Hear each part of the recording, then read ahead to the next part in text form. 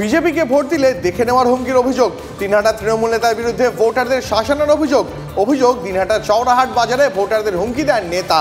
আরও অভিযোগ, ওই নেতা উত্তরবঙ্গ উন্নয়ন মন্ত্রী ও তৃণমূলের উদয়ন গুহর ঘনিষ্ঠ। চৌরাহাট বাজার থেকে কেউ যদি করেন তাহলে কিন্তু আমরা আমাদের কাছে যাবেন না, আপনারা বিপদে পড়লে নিশীথ প্রামাণিকের কাছে যাবেন, 3 দিন ধর্ণা দিয়ে দেখা করতে হবে। আর উদয়ন গুহর ঘর সকাল 8টা থেকে খোলা থাকে। এখান থেকে কোনো প্রচার হবে না পদ্মফুলের, তার কারণ পদ্মফুলের লোক আমাদের ঠকাচ্ছে। অনেকেই মনে করতেছেন যে হুঁশিয়ারির কথা, অনেকে বাজারে মনে করতেছেন একেবারে হুঁশিয়ারি। যে লোক কাজ করবে না, যে লোক আমাদের ক্ষতি করবে, সমাজের ক্ষতি করবে, সেই লোককে আমরা কেন ভোট দেবো? কেন ডাকাতকে ভোট দেবো?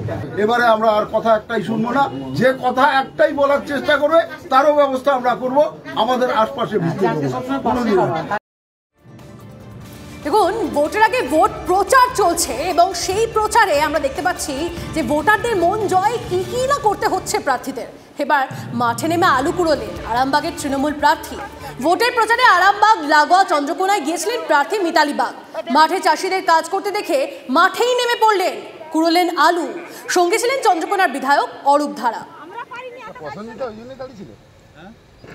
আমি তো এক জায়গায় চলে যাচ্ছিলাম। এবার এগরার দিকে নজর রাখা যাক, কারণ এগরায় ভোট প্রচারে জুন মালিয়া। হট্টনাগর মন্দিরে পুজো দিয়ে প্রচার শুরু মেদিনীপুরের তৃণমূল প্রার্থী। এগরা মাজারে চাদরও চড়ান জুন, পদযাত্রাও করেন তৃণমূল প্রার্থী। জুনের সঙ্গে সেলফি তুলতে ভিড়।